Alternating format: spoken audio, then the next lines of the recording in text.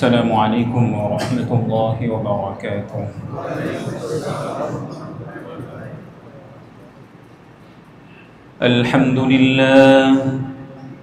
الحمد لله وكفى وسلام على عباده الذين اصطفى. أما بعد، فقد قال الله تعالى في القرآن الكريم: أعوذ بالله من الشيطان الرجيم. بسم الله الرحمن الرحيم. وأعدوا لهم ما استطعتم من قوة ومن رباط الخيل ترهبون به عدو الله وعدوكم وآخرين من دونهم لا تعلمونهم الله يعلمهم وما تنفقوا من شيء في سبيل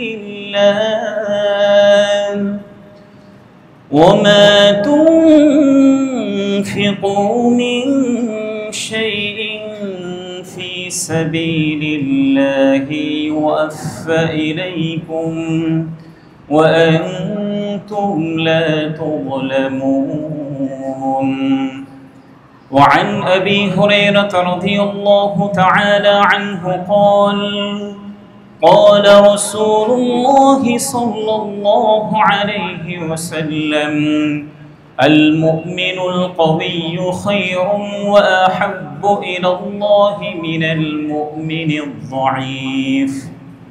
وفي كل خير احرص على ما ينفعك واستعن بالله ولا تعجز، أو كما قال عليه الصلاة والسلام. وقال الله تعالى في شان حبيبه: إن الله وملائكته يصلون على النبي يا أيها الذين آمنوا صلوا عليه وسلموا تسليما. اللهم صل على محمد وعلى آل محمد كما صليت على إبراهيم وعلى آل إبراهيم إنك حميد مجيد. اللهم بارك على محمد وعلى آل محمد كما باركت على إبراهيم وعلى آل إبراهيم إنك حميد مجيد। আলহামদুলিল্লাহ, শুরুতেই সেই মহান আল্লাহ তাআলার কৃতজ্ঞতা জ্ঞাপন করছি, শুকরিয়া প্রকাশ করছি যে মহান আল্লাহ তাআলা আমাদেরকে সুস্থ রেখে সপ্তাহের শ্রেষ্ঠতম দিনে আগে আগে মসজিদে এসে ইবাদতে লিপ্ত থাকার তৌফিক দিয়েছেন। এই জন্য আমরা মহান আল্লাহ তাআলার কৃতজ্ঞতা জ্ঞাপন করি, আলহামদুলিল্লাহ। দরুদ ও সালাম পেশ করছি বিশ্ব মানবতার মুক্তির দূত, যিনি নবুয়ত প্রাপ্তির পর থেকে নিয়ে মৃত্যু পর্যন্ত দুনিয়াতে ইনসাফের শাসন প্রতিষ্ঠা করে গিয়েছিলেন, সেই প্রিয়তম ব্যক্তির প্রতি দরুদ পড়ি সাল্লাল্লাহু আলাইহি ওয়াসাল্লাম। সুস্থতা কামনা করছি যারা অসুস্থ থাকা সত্ত্বেও মসজিদে এসেছেন, আল্লাহ রাব্বুল আলামিন যেন সকলকে পরিপূর্ণ সুস্থতা দান করেন। মাগফিরাত কামনা করছি আমাদের যে সকল মরহুম আত্মীয় স্বজন আল্লাহ তাআলার সান্নিধ্যে চলে গেছেন, আল্লাহ রাব্বুল আলামিন যেন সকলকে জান্নাতের সর্বোচ্চ মর্যাদা দান করেন। পরম শ্রদ্ধাভাজন মুরব্বীবৃন্দ এবং প্রিয় যুবক ভাইয়েরা, শুরুতেই আমি সূরাতু আনফালের ৭ নম্বর আয়াত তিলাওয়াত করেছি। রাসূলুল্লাহ সাল্লাল্লাহু আলাইহি ওয়াসাল্লামের অসংখ্য হাদিসগুলোর মধ্য থেকে সহিহ মুসলিমের ৬৬৬৭ নম্বর হাদিস পাঠ করেছি। আজকের আলোচনাটা গোছালো নয়, একেবারে অগোছালো আলোচনা, একটু এদিক সেদিক হতে পারে। তারপরও আমার কাছে মনে হয়েছে বর্তমান এই পরিস্থিতিতে এই বিষয়ে আমাদেরকে একটু জানা দরকার। শুরুতেই আমি সূরাতুল আনফালের ৭ নম্বর যে আয়াতটি তেলাওয়াত করেছি, এটার অনুবাদ আমি আপনাদেরকে আগে শোনাতে চাই। এই আয়াতের মধ্যে আল্লাহ তাআলা বলেছেন, ওয়া আ'ইদ্দু লাহুম মাসতাতা'তুম মিন কুওয়াতিন ওয়া মির রিবাতিল খাইল। আল্লাহ তাআলা বলেছেন, তোমরা তোমাদের শত্রু যারা আছে, কাফের শত্রু যারা আছে, তাদের জন্য তোমরা তোমাদের সামর্থ্য অনুযায়ী নিজেরা শক্তির মাধ্যমে এবং সুসজ্জিত অশ্ববাহিনীর মাধ্যমে প্রস্তুতি গ্রহণ করবে। আবারও বলতেছি, আল্লাহ তাআলা আমাদেরকে লক্ষ্য করে বলছেন, তোমাদের যে শত্রু আছে, কাফেররা যারা আছে, তাদের বিরুদ্ধে তোমরা নিজেদের শক্তির মাধ্যমে, নিজেদের সুসজ্জিত অশ্বরাজির মাধ্যমে প্রস্তুতি গ্রহণ করবে। কাদের বিরুদ্ধে প্রস্তুতি গ্রহণ করবে? আদুওয়াল্লাহি, আল্লাহ তাআলার শত্রু যারা আছে। আল্লাহ তাআলার শত্রু কারা? কথা বলেন, আল্লাহ তাআলার শত্রু কারা? কাফের এবং মুশরিক, হিন্দু যারা আছে ও মুসলিম যারা আছে, তারা আল্লাহ তাআলার শত্রু। এরপরে আল্লাহ তাআলা বলেছেন, ওয়া আদুওয়াকুম, এবং তোমাদের শত্রু যারা আছে তাদের বিরুদ্ধেও তোমরা প্রস্তুতি গ্রহণ করবে, প্রিপারেশন নিতে থাকবে। ওয়া আখারিনা মিন দুনিহিম, আল্লাহ তাআলার শত্রু এবং তোমাদের শত্রু ছাড়া আরও যারা শত্রু পৃথিবীতে ছড়িয়ে আছে, তাদের বিরুদ্ধে তোমরা প্রস্তুতি গ্রহণ করবে। অন্যান্য শত্রু কারা? লা তা'লামুনাহুম, আল্লাহ তাআলা বলছেন, হতে পারে তোমরা তোমাদের প্রকৃত শত্রু কারা ভিতরে আভ্যন্তরীণভাবে তোমাদের বিরুদ্ধে বিভিন্নভাবে প্রোপাগান্ডা চালাচ্ছে, শত্রুতা পোষণ করছে, এই শত্রুদের ব্যাপারে তোমরা জানো না। এই শত্রুদের ব্যাপারে জানেন কে? আল্লাহ তাআলা। আল্লাহ তাআলা নিজেই বলছেন, আল্লাহু ইয়ালামুহুম, পৃথিবীর মধ্যে এমন অনেক শত্রু আছে যে শত্রুদের ব্যাপারে তোমরা জানো না, এটা একমাত্র আল্লাহ তাআলা জানেন। এরপরে আল্লাহ তাআলা বলেছেন, ওমা তুনফিকু মিন শাইইন ফি সাবিলিল্লাহ, আল্লাহ তাআলার রাস্তায় তোমরা যা কিছু ব্যয় করো না কেন, ইউআফা ইলাইকুম, আল্লাহ তাআলা তোমাদেরকে দ্বিগুণ প্রতিদান দান করবেন। কোরআনের একটা আয়াত অনুযায়ী আমি যদি আল্লাহ তাআলার রাস্তায় ১ টাকা ব্যয় করি, আল্লাহ তাআলা আমাকে ৭০০ টাকা দিবেন। আমি যদি আল্লাহ তাআলার রাস্তায় ১ টাকা ব্যয় করি, আল্লাহ তাআলা আমাকে কত টাকা দিবেন? ৭০০ টাকা দিবেন। আল্লাহ তাআলার রাস্তা বলতে সবচেয়ে উত্তম রাস্তা হচ্ছে জিহাদের ময়দান। সবচেয়ে উত্তম রাস্তা কোনটি বলেন? জিহাদের ময়দানে যে সকল মুজাহিদেরা নিজেদের জান এবং মাল নিয়ে শত্রুদের মোকাবেলা করার জন্য বের হয়ে যায়, তাদের পিছনে এবং জিহাদের ময়দানে যদি আমি ব্যয় করি, আমার প্রতিটি টাকার বিনিময়ে আল্লাহ তাআলা আমাকে ৭০০ টাকা দিবেন। এরপরে আল্লাহ তাআলা বলেছেন, ওয়া আনতুম লা তুযলামুন, আল্লাহ তাআলা তোমাদের প্রতি কোনো ধরনের কোনো জুলুম করবেন না। যে হাদিসটি আমি আপনাদের সম্মুখে পাঠ করেছি, সহিহ মুসলিমের ৬৬৬৭ নম্বর হাদিসের মধ্যে প্রিয় নবীজি বলেছেন, আল মুমিনুল কাওয়িয়্যু খায়রুন ওয়া আহাব্বু ইলাল্লাহি মিনাল মুমিনিদ দাঈফ, একজন স্ট্রং মুসলিম, একজন শক্তিশালী মুসলিম দুর্বল মুসলিমের তুলনায় সে আল্লাহ তাআলার কাছে অধিক প্রিয়। একজন শক্তিশালী মুসলিম দুর্বল মুসলিমের তুলনায় কি আল্লাহ তাআলার কাছে অধিক প্রিয়। এরপরে নবীজি আরো বলেছেন, অফি কুল্লি খাইর, তবে শক্তিশালী মুসলিম হোক কিংবা দুর্বল মুসলিম হোক, প্রত্যেকের মধ্যেই কোনো না কোনো কল্যাণ রয়েছে। যারা শারীরিকভাবে অনেক শক্তিশালী, প্রতিনিয়ত 5 ওয়াক্ত সালাত আদায় করছেন, ইসলামের বেসিক যে বিষয়গুলি আছে এগুলো জানেন, এর উপর আমল করছেন, তাদের এটা মনে করা যাবে না যে আরে আমাদের চেয়ে যারা শারীরিকভাবে দুর্বল তাদেরকে আমরা মনে হয় অবহেলা করি। আর নবীজি সাল্লাল্লাহু আলাইহি ওয়াসাল্লাম বলেছেন, শক্তিশালী মুসলিম হোক কিংবা দুর্বল মুমিন হোক, প্রত্যেকের মধ্যেই কিছু না কিছু কি আছে, কল্যাণ রয়েছে। যারা দুর্বল মুসলিম মুমিন আছে তাদেরকেও অবহেলা করা যাবে না। নবীজি আরো বলেছেন, ইহরিস আলা মা ইয়ানফাউক, দুনিয়াতে থাকা অবস্থায় তোমার জন্য যা কিছু কল্যাণকর আছে এগুলির প্রতি তুমি আগ্রহী হবে, চাই সেটা দুনিয়াবি কল্যাণ হোক না কেন কিংবা আখিরাতের কল্যাণ হোক না কেন। দুনিয়াবি কল্যাণের যে সকল কাজগুলি আছে এগুলি করতে গিয়ে আমি দেখব এটা আমার জন্য আখিরাতের কোনো ক্ষতির কারণ হবে কিনা। যদি কোনো ক্ষতির কারণ না হয়, দুনিয়াবি দিক থেকে যদি আমি অগ্রসর হই, ডেভেলপ হই, তাহলে নবীজিও এগুলি শেখার জন্য মুমিনদেরকে উৎসাহিত করেছেন।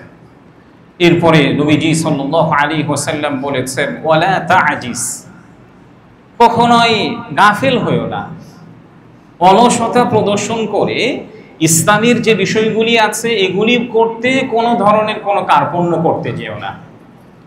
হাদিসটির অর্থ ভালোভাবে বুঝতে পেরেছেন? মূল অর্থটা হচ্ছে, একজন শক্তিশালী মুসলিম দুর্বল মুসলিমের তুলনায় কার কাছে প্রিয়? আল্লাহ তাআলার কাছে প্রিয়। এখন আসুন, মুসলিমদের যে একটা খেলাফত ব্যবস্থাপনা ছিল, এই খেলাফত ব্যবস্থাপনা কত সালে শেষ হয়েছে বলতে পারবেন? খেলাফত ব্যবস্থাপনা কত সালে শেষ হয়েছে? সর্বশেষ খেলাফত ব্যবস্থাপনার নাম কেউ বলতে পারবে? অটোমান সাম্রাজ্য অথবা ওসমানী খেলাফত, যেটা শেষ হয়েছে কত সালে এটা আমি একটু পরে বলবো। মুসলিমদের যে খেলাফত ব্যবস্থাপনা ছিল, মুসলিমদের এই খেলাফত ব্যবস্থাপনা হারানোর পরে মুসলিমদের অবস্থা একেবারেই হতশ্রী অবস্থা হয়ে গেছে। এছাড়া আমাদের শৌর্য বীর্যের একটা ইতিহাস ছিল, আমাদের মুসলিমদের একটা সুন্দর ইতিহাস ছিল।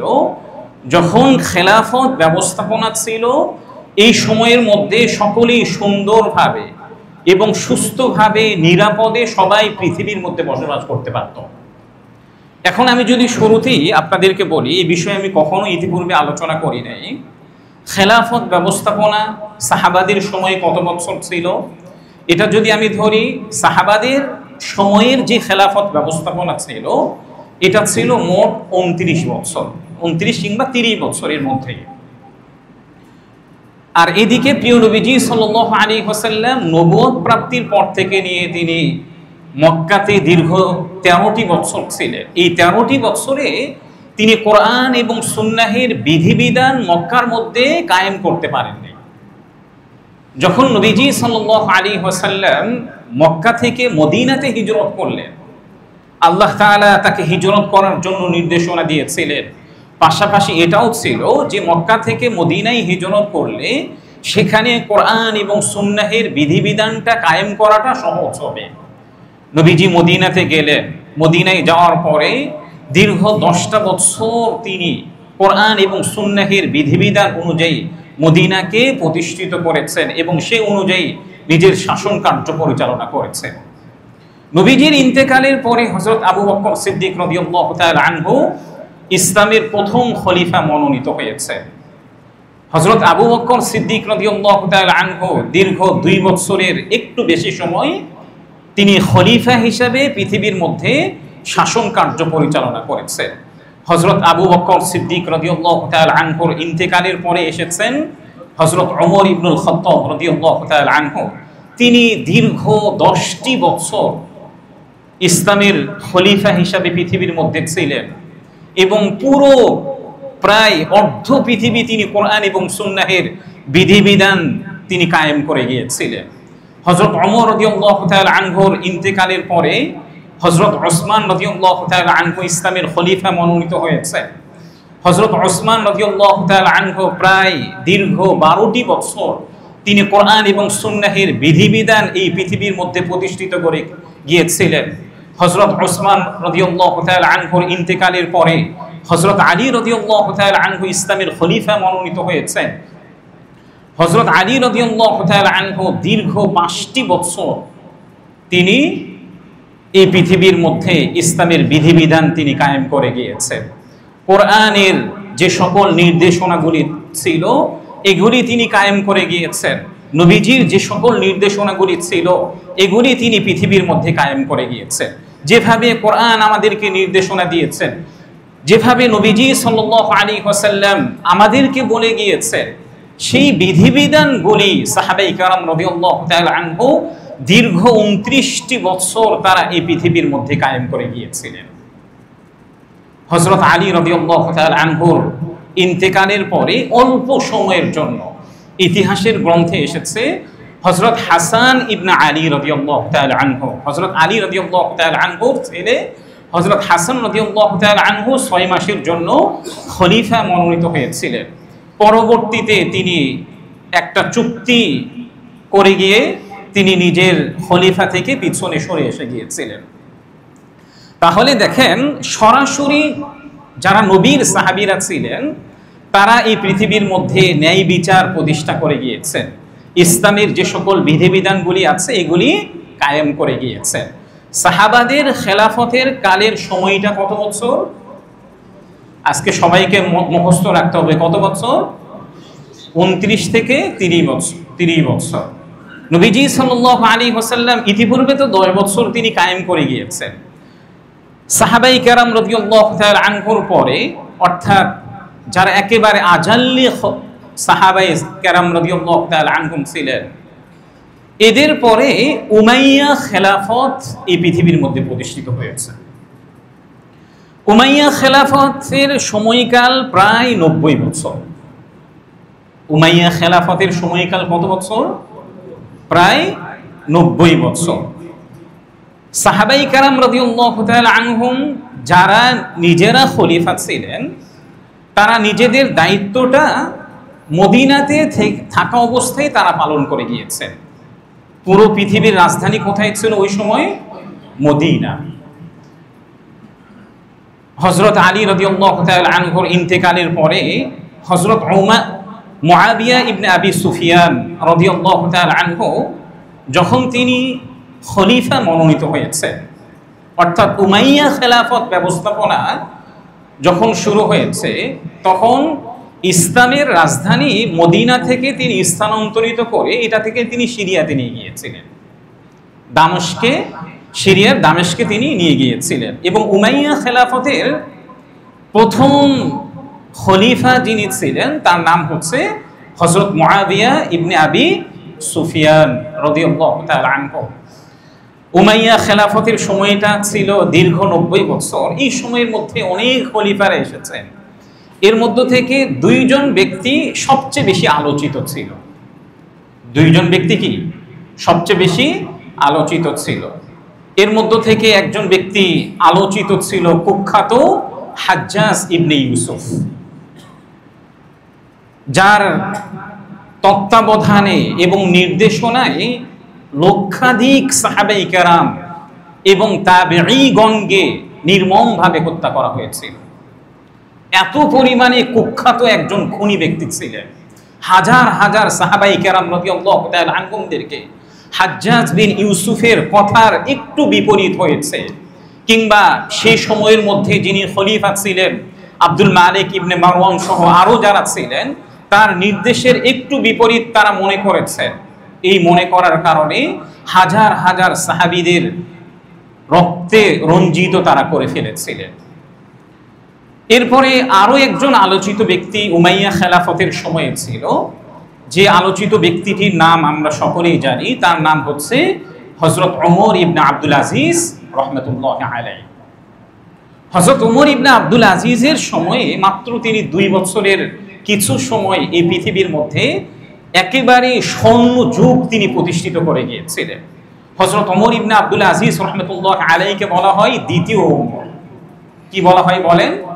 দ্বিতীয় ওমর। উমাইয়া খেলাফতের সময়ে এই দুইজন ব্যক্তি আলোচিত এবং সমালোচিত ছিল। একজন ব্যক্তি সমালোচিত, তিনি কিয়ামত পর্যন্ত সমালোচিত থাকবেন, হাজ্জাজ বিন ইউসুফ। আর কিয়ামত পর্যন্ত প্রশংসায় পঞ্চমুখ হবেন যে ব্যক্তিটি, তার নাম হচ্ছে হযরত ওমর ইবনে আব্দুল আজিজ রাহমাতুল্লাহ আলাইহি।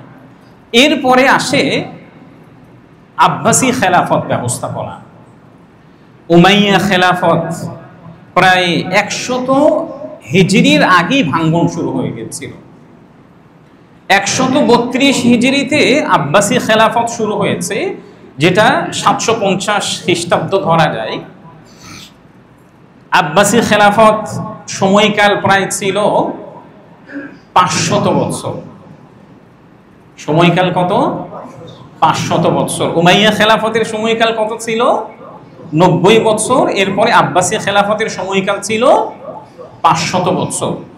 যদিও আব্বাসি খেলাফতের সময়কালের এই 500 বছরের যারা খলিফা ছিলেন তারা দীর্ঘ একটা সময় পর্যন্ত দুর্বল ছিলেন, নিজেদের মন মতো শাসন কার্য পরিচালনা করতেন, এরপরও আব্বাসি খেলাফতের এই সময়কালটা ছিল জ্ঞান, বিজ্ঞান এবং সাহিত্য চর্চার একটা স্বর্ণযুগ ছিল। আব্বাসি খেলাফতের এই সময়কালটা জ্ঞান, বিজ্ঞান এবং সাহিত্য চর্চার একটা কি ছিল? স্বর্ণযুগ ছিল।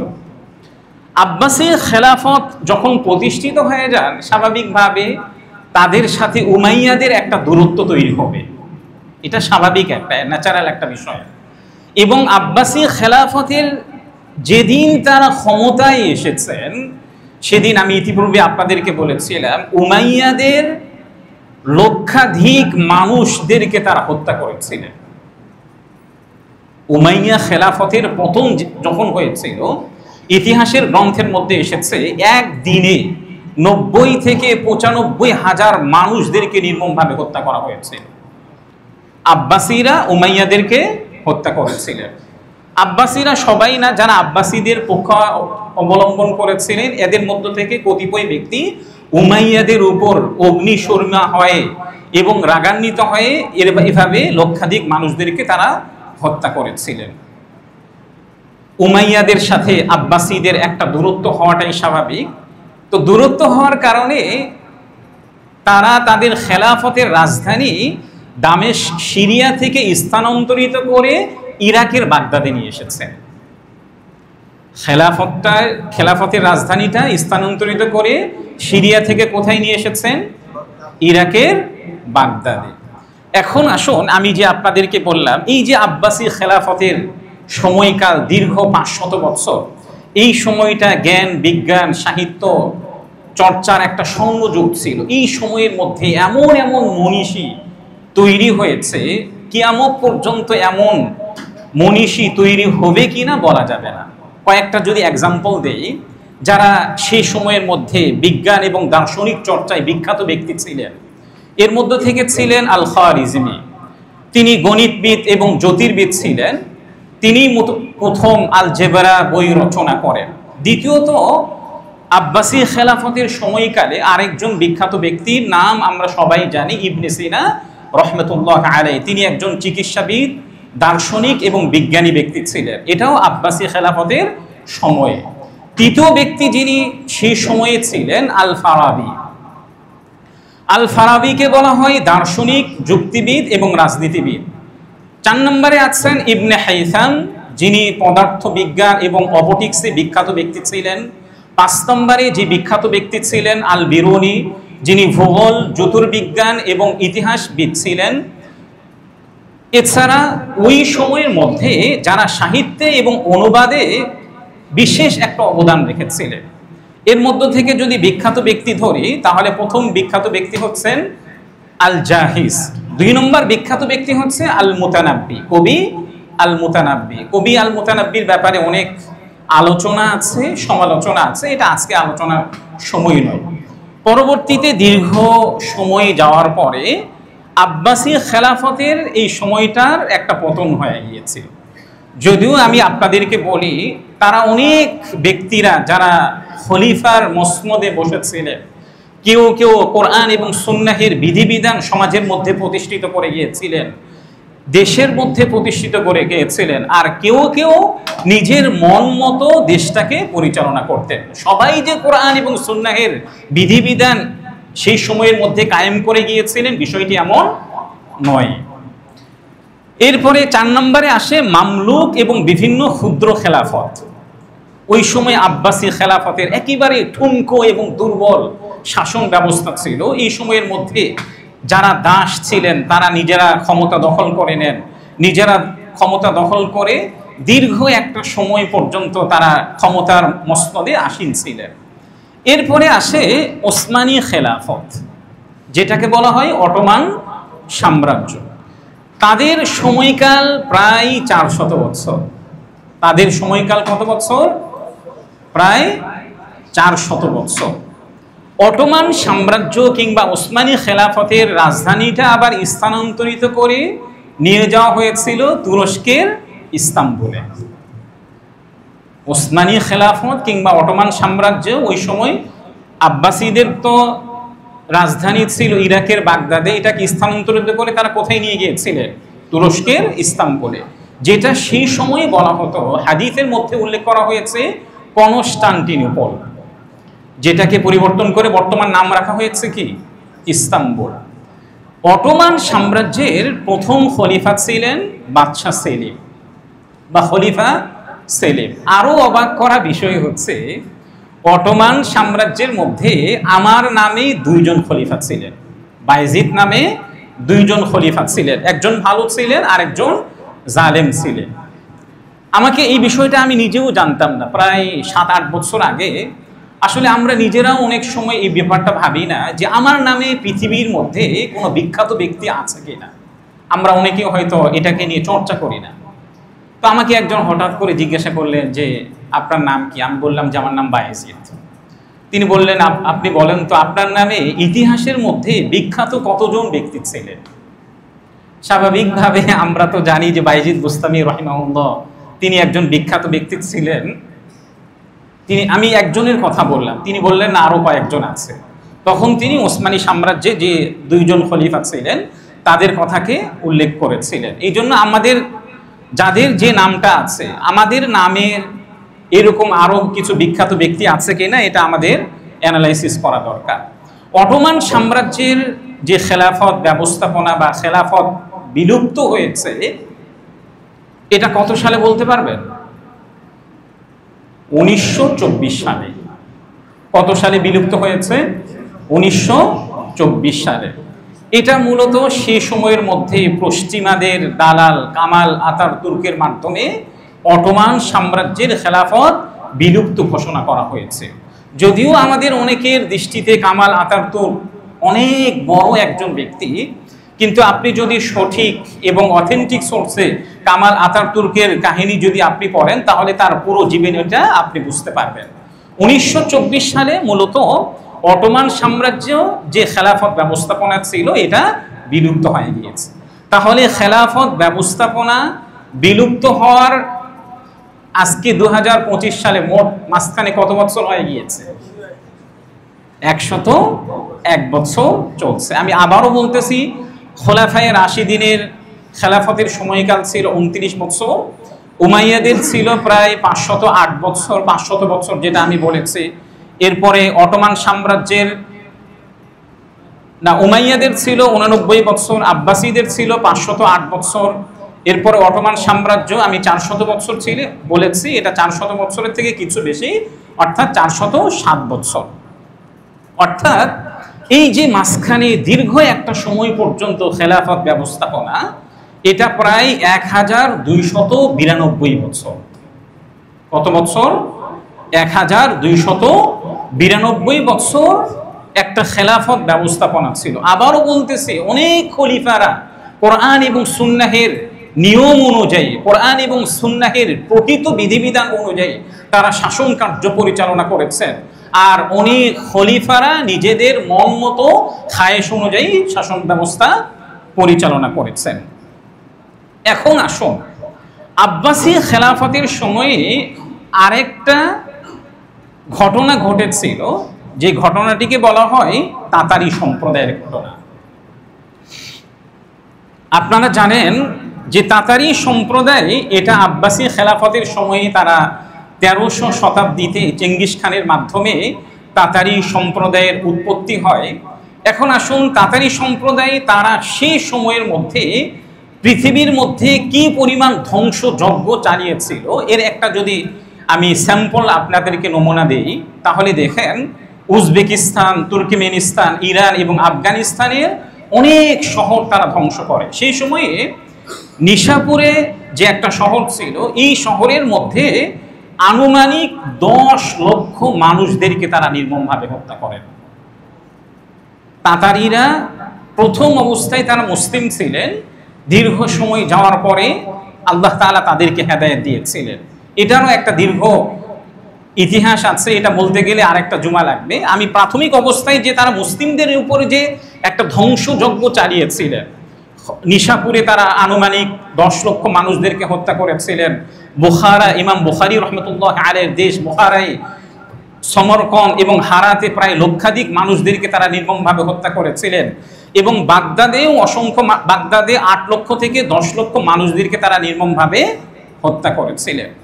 এই যে তাতারি সম্প্রদায়ের উৎপত্তি হয়েছিল, এই উৎপত্তি সময় থেকে নিয়ে তারা মুসলিমদের উপরে যে একটা ধ্বংসযজ্ঞ চালিয়েছিলেন, এই ধ্বংসযজ্ঞের মধ্যে প্রায় তারা 30 থেকে নিয়ে 40 লক্ষ মুসলিমদেরকে নির্মমভাবে হত্যা করেছিলেন। 30 থেকে 40 লক্ষ মানুষদেরকে নির্মমভাবে হত্যা করেছিলেন। এখন আসুন, তাতারি সম্প্রদায় তারা তো একেবারে অল্প সংখ্যক ব্যক্তি, অথবা হাতে গোনা কয়েক হাজার ছিলেন, অথবা কয়েক লক্ষ ছিলেন। এর বিপরীতে সেই সময়ে মুসলিমরা লক্ষাধিক ছিলেন না। কথা বলেন, লক্ষাধিক ছিলেন না। এখন আসুন, তাতারিদের আক্রমণের সময় মুসলিমরা কেন প্রতিরোধ গড়ে তুলতে পারেননি, এটা আমাদের জানা দরকার আছে। এক নাম্বার হচ্ছে, সেই সময়ের মধ্যে তাতারিরা যদিও অল্প সংখ্যক ছিল, মুসলিমরা তাদের বিরুদ্ধে কেন প্রতিরোধ গড়ে তুলতে পারেন নাই? তাতারিরা তো এমনভাবে আক্রমণ করেছিলেন, আমি আপনাদেরকে ইতিপূর্বে বলেছি, একটা রাস্তার মধ্যে, যেমন ধরেন আমাদের এই রাস্তা থেকে নিয়ে সামনে যে রাস্তাটা আছে, এই রাস্তার মধ্যে অসংখ্য মুসলিমরা আছে। তাতারিদের একজন সৈনিক মুসলিমদেরকে দেখে সে বলেছে, দেখো আমার কাছে এখন কোনো অস্ত্র নাই, আমি বাড়িতে যাব, বাড়িতে গিয়ে অস্ত্র আনবো, এরপরে তোমাদেরকে আমি নির্মমভাবে হত্যা করব, সবাই তোমরা এখানে কান ধরে দাঁড়িয়ে থাকবে। মুসলিমরা এত পরিমাণে ভীতু ছিল, এত পরিমাণে দুর্বল ছিল, এত পরিমাণে তারা সাহস হারা হয়ে গিয়েছিল। তাতারি ওই সৈন্য যেভাবে তাদেরকে যে দিক নির্দেশনা দিয়েছিল, ওভাবে ওই তাতারি সৈন্য বাড়িতে গিয়ে একটা অস্ত্র নিয়ে এসেছে। এরপরে ওই গলিতে যে অসংখ্য মুসলিমরা ছিল, একের পর এক মুসলিমদেরকে নির্মমভাবে হত্যা করেছিল। কোনো একজন মুসলিমও সে প্রতিরোধ গড়ে তুলে ওই সৈন্যর দিকে আক্রমণ সে অগ্রসর হয়নি। ওই সৈন্যকে হত্যা করতে গিয়ে কোনো ধরনের কোনো অগ্রসর হয়নি, এত পরিমাণে ভীত হয়ে গিয়েছিল। আরো কি কি কারণ ছিল? এক নাম্বার, মুসলিমরা কেন তাদের বিরুদ্ধে প্রতিরোধ গড়ে তুলতে পারেন নাই? এক নাম্বার কারণ হচ্ছে রাজনৈতিক বিভক্তি। মুসলিমরা ছিলেন অসংখ্য, কিন্তু তাদের মধ্যে ছিল রাজনৈতিক বিভক্তি, একজনের নেতৃত্ব আরেকজন মানতে পারতেন না, যার কারণে তারা কি করতে পারেন নাই? প্রতিরোধ গড়ে তুলতে পারেন নাই। তাতারিদের ইতিহাস তো আরো আছে। আপনারা জানেন যে ইরাকের মধ্যে আব্বাসীদের যে খেলাফতের রাজধানী ইরাকের মধ্যেই ছিল, সেই সময়ের মধ্যে লক্ষ লক্ষ গ্রন্থ ছিল, ইসলামিক গ্রন্থগুলি।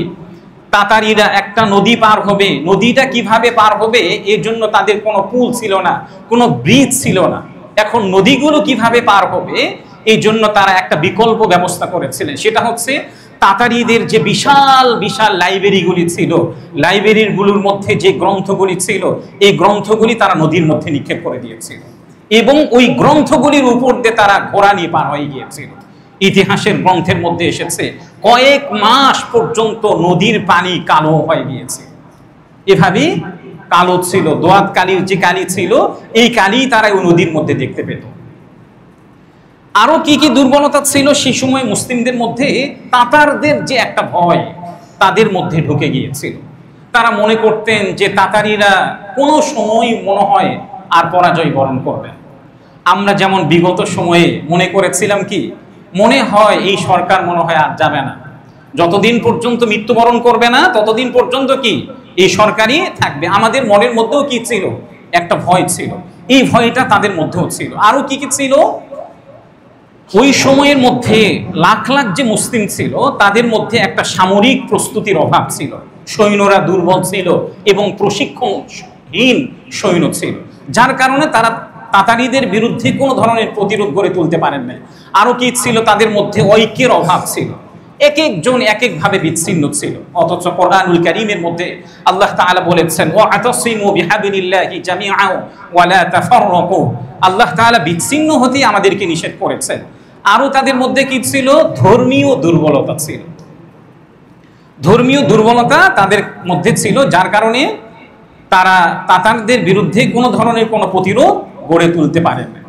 আমাদের এই সমাজে এসে আমরা যারা মুসলিমরা আছি, প্রায় 57টা মুসলিম কান্ট্রি, আজকে 5 মিনিট একটু সময় বেশি নিব।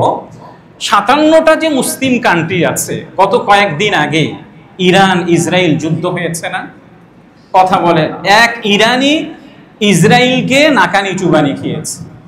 যদি ইরানের সাথে আরো 5টা মুসলিম কান্ট্রি সমর্থন জানাতো, তাহলে ইসরায়েলের কোনো অস্তিত্ব থাকতো? কথা বলেন, ইসরায়েলের কোনো অস্তিত্ব থাকতো না। আমরা সবাই এই যে ভীত, দুর্বলতা, আমরা সবাই মনে করি যে আরে আমি যদি আরেকটা দেশকে সমর্থন দেই তাহলে মনে হয় ইসরায়েল পরবর্তীতে আমার উপর আক্রমণ করবে। সেই সময়ের মধ্যে, আব্বাসী খেলাফতের এই সময়ের মধ্যে মুসলিমদের মধ্যে যে পরিমাণ দুর্বলতা ছিল, ভীতু ছিল, এই দুর্বলতা এবং ভীতু মনোমানসিকতার অবস্থা আমাদের মধ্যেও এখন আছে। এখন আসুন, এটা থেকে আমাদেরকে বের হতে হবে। এই বের হওয়ার জন্য আমাদের সবার জন্য দরকার হচ্ছে নিজেদের আত্মরক্ষার প্রস্তুতি এবং যুদ্ধের প্রস্তুতি। কিভাবে আমরা যুদ্ধের প্রস্তুতি নিব? দেখেন, বর্তমান পৃথিবীর মধ্যে শুধু অস্ত্রের মাধ্যমে যুদ্ধ হচ্ছে বিষয়টি এমন নয়। 1 নম্বর যদি আমি ধরি তথ্য যুদ্ধ, 1 নম্বর কি বলেন? তথ্য যুদ্ধ বর্তমান পৃথিবীর মধ্যে হচ্ছে। সোশ্যাল মিডিয়া ইসলামের বিরুদ্ধে, মুসলিমদের বিরুদ্ধে বিভিন্ন সময় প্রোপাগান্ডা চালাচ্ছে এবং মিথ্যাচার করছে। এই জন্য আমাদের সবার সতর্ক হতে হবে। এ ব্যাপারে যদি আমি আপনাদেরকে বলি, সূরাতুল ইসরা 36 নম্বর আয়াতের মধ্যে আল্লাহ তাআলা বলেছেন ওয়ালা তাকুফু মা লাইসা লাকা বিহি ইলম ইন্নাস সামআ ওয়াল বাসারা ওয়াল ফুআদ। যে বিষয়ে তোমার জানা নাই এই বিষয়ে তুমি কাউকে বলতে যেও না। ফেসবুকের মধ্যে একটা বিষয় পেয়েছি, এটা আমি সোশ্যাল মিডিয়ায় শেয়ার করতে গেলাম, ইউটিউবের মধ্যে ছড়িয়ে দিলাম, টিকটকে, ইনস্টাগ্রামে আমি ছড়িয়ে দিলাম, এটা যেন আমার থেকে না হয়। সহিহ মুসলিমের 5 নম্বর হাদিসের মধ্যে উল্লেখ করা হয়েছে কাফা বিল মারই কাযিবান আন ইউহাদ্দিসা বিকুল্লি মা সামিআ। ওই ব্যক্তি মিথ্যাবাদী হওয়ার জন্য যথেষ্ট, যা শোনে সে তাই বলতে থাকে। একজনের কাছ থেকে আমি একটা শুনেছি, মুসলিমদের বিরুদ্ধে, ইসলামিক কোন একটা দলের বিরুদ্ধে একটা প্রোপাগান্ডা ছড়ানো হয়েছে, কোনো ধরনের কোনো এটা গবেষণা করা ছাড়াই কিংবা সত্য না মিথ্যা এটা না জানা ছাড়াই আমি এটাকে জানিয়ে দিলাম। এটা একেবারে সম্পূর্ণ মিথ্যা কথা। দ্বিতীয় নম্বর যে বর্তমান সময়ের মধ্যে যুদ্ধ চলতেছে, এটা হচ্ছে সাংস্কৃতিক যুদ্ধ। এই যুদ্ধটা কিভাবে চলতেছে দেখেন, মুসলিম সমাজের মধ্যে কিভাবে অশ্লীলতা ছড়িয়ে দেওয়া যায়, মুসলিমদেরকে কিভাবে বেপর্দা বানানো যায়, মুসলিমদের চিন্তা চেতনায় যেন নাস্তিক্য চিন্তা চেতনা কিভাবে ঢুকানো যায়, এই চেষ্টাটা প্রতিনিয়ত পুরো অমুসলিম বিশ্ব করে যাচ্ছে। এটা থেকেও আমাদের সতর্কতা অবলম্বন করতে হবে। 3 নম্বর যেটা যুদ্ধ চলতেছে সেটা হচ্ছে মেধার যুদ্ধ। ইসলামকে দুর্বল এবং পিছিয়ে পড়া ধর্ম হিসাবে প্রতিনিয়ত উপস্থাপন করা হচ্ছে। ইসলাম এবং মুসলিমরা যে দুর্বল, এই বিষয়টাকে প্রতিনিয়ত উপস্থাপন করা হচ্ছে। আরেকটা যেটা যুদ্ধ চলতেছে প্রযুক্তির যুদ্ধ। সেই যুদ্ধটা কি, যেমন ধরেন সেই সময়ের মধ্যে নবীজির হাদিসের মধ্যে, কোরআনের মধ্যে তীর, ধনুক, তলোয়ার এগুলোর মাধ্যমে যুদ্ধ হতো। আল্লাহ তাআলা কোরআনের মধ্যে বলেছেন ওয়াইদু লাহুম মাসতাতা'তুম মিন কুওয়া। যে সময়ের মধ্যে যে প্রযুক্তি আসবে এটাকে আমাদের অবলম্বন করতে হবে। কুওয়া বলতে শুধু তীর ধনুক নয়, যে সময়ের মধ্যে যে প্রযুক্তিটা আছে এই প্রযুক্তি ব্যবহার করে ইসলামের যারা দুশমন আছে, শত্রু আছে, তাদের বিরুদ্ধে আমাদের মোকাবেলা করতে হবে। এটার মোকাবেলা করতে গিয়ে আমরা যদি প্রাথমিক অবস্থায় দেখি, কোরআনের মধ্যে আল্লাহ তাআলা এটা বলেন নাই যারা কাফের মুশরিকরা আছে তাদের চেয়েও তোমাদেরকে উন্নত হবে, এমনটা আল্লাহ তাআলা বলেন নাই। বরং আল্লাহ তাআলা আমাদেরকে প্রস্তুতি নেওয়ার জন্য বলেছেন, আমাদের সামর্থ্যে যতটুকু প্রস্তুতি আছে, যতটুকু অ্যাবিলিটি আছে, এই অ্যাবিলিটি অনুযায়ী আমি যদি কাফের এবং মুশরিকদের বিরুদ্ধে যুদ্ধ করি তখন গিয়ে সাহায্য করবেন কে? আল্লাহ তাআলা। যেমন আমি যদি এক্সাম্পল দেই, হযরত ইউসুফ আলাইহিস সালাতু ওয়াস সালাম, জুলেখা যখন তাকে তার নিজের কামনা চরিতার্থ করার জন্য ইউসুফকে আহ্বান করেছিলেন, হযরত ইউসুফ আলাইহিস সালাতু ওয়াস সালাম সামনে অগ্রসর হয়েছিলেন, সবগুলি তালা বন্ধ রাখা হয়েছিল, কিন্তু সবগুলি তালা ওই সময় খুলে দিয়েছিলেন কে? আল্লাহ তাআলা। হযরত মুসা আলাইহিস সালাতু ওয়াস সালাম ফিরআউন থেকে বেঁচে থাকার জন্য তিনি সামনে সমুদ্রের দিকে অগ্রসর হয়ে গেলেন। সামনে যখন সমুদ্র দেখলেন, আল্লাহ তাআলা তাকে বললেন যে তুমি পানির মধ্যে আঘাত করো। সাথে সাথে পানির মধ্যে আঘাত করার কারণে আল্লাহ তাআলা 12টি রাস্তা তৈরি করে দিয়েছে। এই জন্য প্রিয় ভাইয়েরা, ইসলাম আমাদেরকে আত্মরক্ষার প্রস্তুতি হিসাবে আমাদেরকে সবসময় উৎসাহিত করেন। যুদ্ধের প্রস্তুতি যেন আমরা নেই, কোরআন এবং সুন্নাহ আমাদেরকে এই নির্দেশনা দেয়। এই জন্য আমরা নিজেরা কিভাবে প্রস্তুতি নিব, আমার শরীরটা যেন ফিট থাকে। স্বাভাবিকভাবে এই সময় আমরা কাজ করতে পারি, আমাদের প্রত্যেকের শরীরটা ফিট রাখার জন্য আমরা জিম করতে পারি, এবং একজন কিংবা দুইজন কাফেরদের মোকাবেলায় আমরা আরো কি কি করতে পারি। দুইজন কাফের যদি আমার সম্মুখে আসে, তাকে যেন কিভাবে পরাস্ত করতে পারে এই কৌশল আমাদেরকে শিখতে হবে। বিগত সরকারের সময় আপনারা দেখেছেন, মাদ্রাসার ছাত্ররা নিজেদের মাদ্রাসায় তারা একটু শরীর চর্চা করতেন, এটাকেও জঙ্গিপনার নাম দিয়ে তারা মাদ্রাসার ছাত্র আলেমদেরকে জঙ্গি হিসাবে সমাজের মধ্যে প্রতিষ্ঠিত করে দীর্ঘ বছরের পর বছর তারা ওলামাই কেরাম এবং মাদ্রাসার ছাত্রদেরকে জেলে ভাত খাইয়েছে। সেই সময় এখন আর নেই। এখন আমাদেরকে নিজেদের আত্মরক্ষার প্রস্তুতি নিতে হবে, যুদ্ধের প্রস্তুতি নিতে হবে। আল্লাহ তাআলা তাদের থেকেও আমাদেরকে বেশি পরিমাণে বেশি প্রযুক্তি অবলম্বন করতে হবে, এটা আল্লাহ তাআলা বলেন নাই। বরং আমি আমার যতটুকু অ্যাবিলিটি আছে, এই অ্যাবিলিটি অনুযায়ী যদি আমি প্রস্তুতি গ্রহণ করি, তাহলে এর পরবর্তীতে যদি আমি কাফেরদের মোকাবেলায় যুদ্ধ করি এবং বিভিন্ন উপায়ে তাদের মোকাবেলা করি, স্বয়ং সহযোগিতা করবেন কে? আল্লাহ তাআলা। যেভাবে সহযোগিতা করেছেন আল্লাহ তাআলা আফগানিস্তানে, যেভাবে সহযোগিতা করেছেন, যেভাবে আল্লাহ তাআলা সিরিয়ার বর্তমান সরকারকে সহযোগিতা করেছেন, যেভাবে বিগত কয়েকদিনে আল্লাহ তাআলা ইরানকে সহযোগিতা করেছেন। আল্লাহ তাআলা আমাদের সবাইকে যেভাবে প্রস্তুতি নেওয়ার সেভাবে আমাদের সবাইকে প্রস্তুতি নেওয়ার তৌফিক দান করেন। ওয়া আখিরু দাওয়ানা আনিল হামদুলিল্লাহি রাব্বিল আলামিন।